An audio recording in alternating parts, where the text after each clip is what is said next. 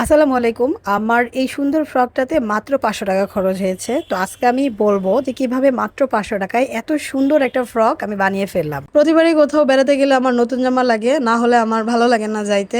যাই হোক, এটা হচ্ছে চেষ্টা করতেছিলাম কিভাবে একটু বাজেট ফ্রেন্ডলি একটা ড্রেস বানানো যায়। এইজন্যই নিউ মার্কেট যাওয়া। তো নিউ মার্কেট গিয়ে বিভিন্ন কাপড় দেখতেছিলাম। তার মধ্যে আমার এই ২ টা কাপড়ই পছন্দ হয়েছে। সাদা নিলাম না, কারণ বৃষ্টির দিন যেকোনো সময় ভিজে যেতে পারে আর প্রচুর বৃষ্টি ছিল। তো যার কারণে আমি এই কালারফুল প্রিন্টটা নিলাম আর প্রিন্টটা অনেক সুন্দর ছিল।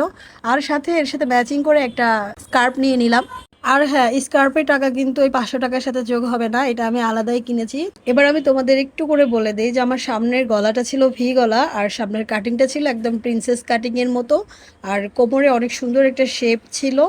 এইভাবেই কাটিং করলে ফ্রকগুলা দেখতে অনেক সুন্দর লাগে। এই ড্রেসের ডিজাইনার আমি নিজে একটু গুগল ঘাটাঘাটি করে এই সুন্দর ডিজাইনটা আমি মেক করেছি। আর জামার নিচের অংশ অবশ্যই কিন্তু আমি রুমাল সেট করেছি। রুমাল সেট করলে ঘেরটা অনেক সুন্দর লাগে আর অনেক বেশি ঘের আসে।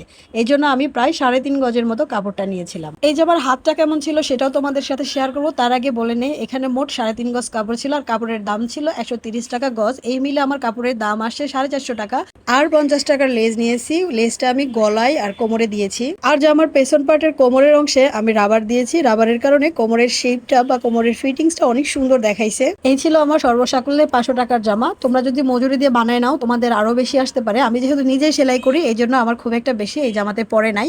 আর জামার হাতাতে ও কাঁধের দিকে কুচি দিয়েছিলাম আর হাতের মুখের দিকে আমি রাবার ব্যবহার করেছি, যার কারণে হাতটা অনেক সুন্দর লেগেছে।